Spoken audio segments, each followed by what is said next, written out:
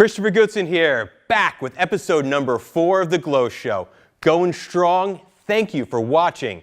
Today, we're going to reward that loyalty with Billy Halick, who's going to talk about the mortgage industry.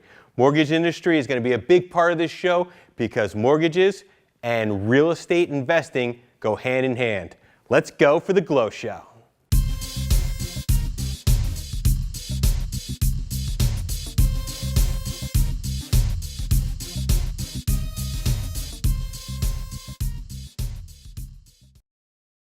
I'm Christopher Goodson. Welcome to The G.L.O Show.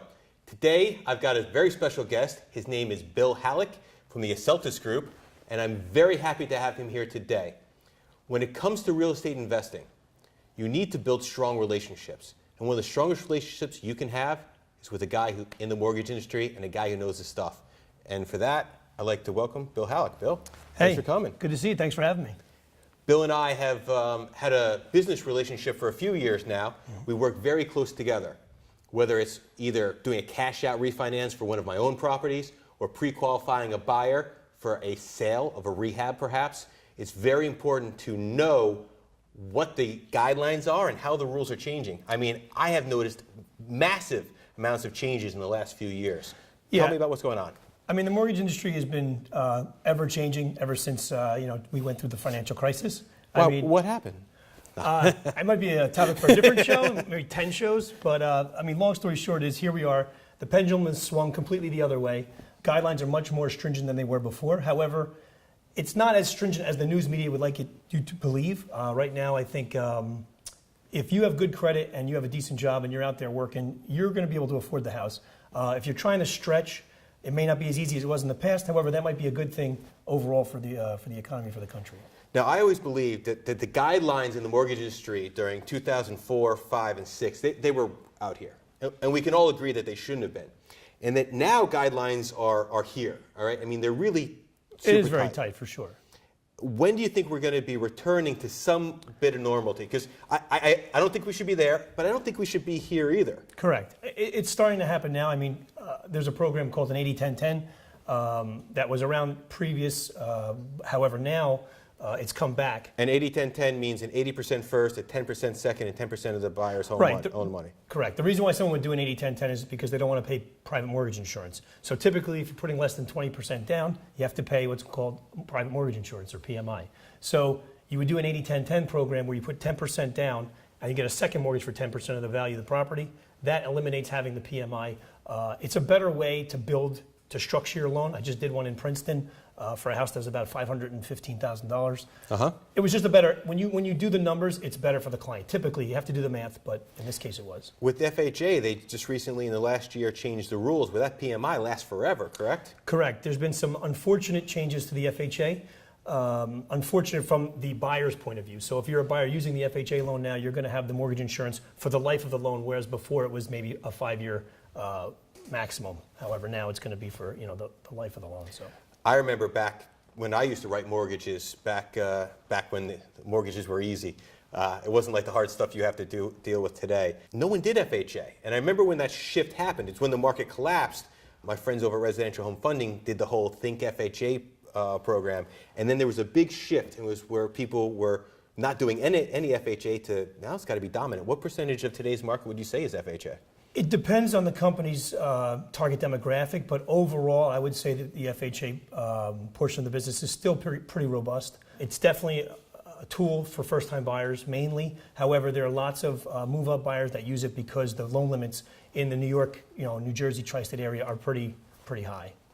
Now, what I'm noticing is some secondary banks, not your Bank of America, not your Wells Fargo, but your secondary banks coming in and kind of filling in the spots, filling in programs. Is that a trend we're going to continue to see here? Absolutely. What I think we've seen is a lot of portfolio smaller regional banks have either woken up, or I don't know really where they were during the boom times. Scared. But they weren't there. They weren't lending, or they were just lending to a much smaller subset. Right. And now what's happened is because the market's opened up, I think they've looked at it like, well, why are we not doing these loans? The quality of loans being written today is the highest it's been in 5 years. The default rates are dramatically low now because the credit qualifying is very high.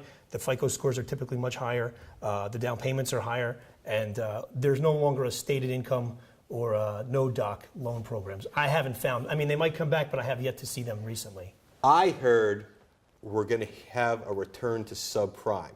Maybe not the subprime of 2004. What's your take? And tell me a timeline. I would say, subprime has a dirty connotation. Subprime done right, which people might say is an oxymoron. How could that possibly be? However, I look at it like if you have a very low loan to value and you have a smart underwriting methodology, for example, when I worked at JP Morgan Chase, we had a 24-month bank program. To me, you're looking at real dollars, real cash flow. That was a strong product.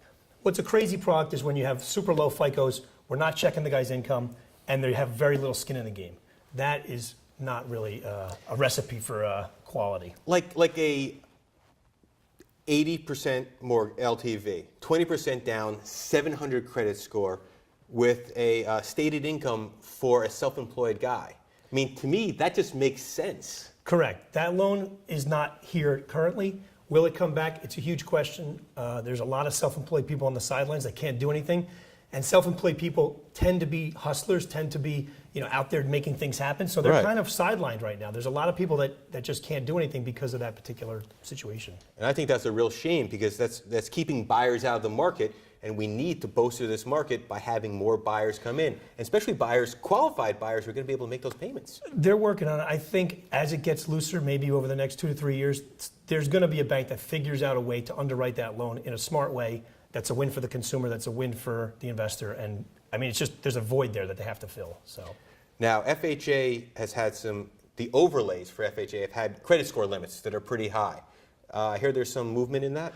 One of the things about being on the broker side that's really good is that I have the ability to pick and choose from a plethora of banks, 20, 30 different banks.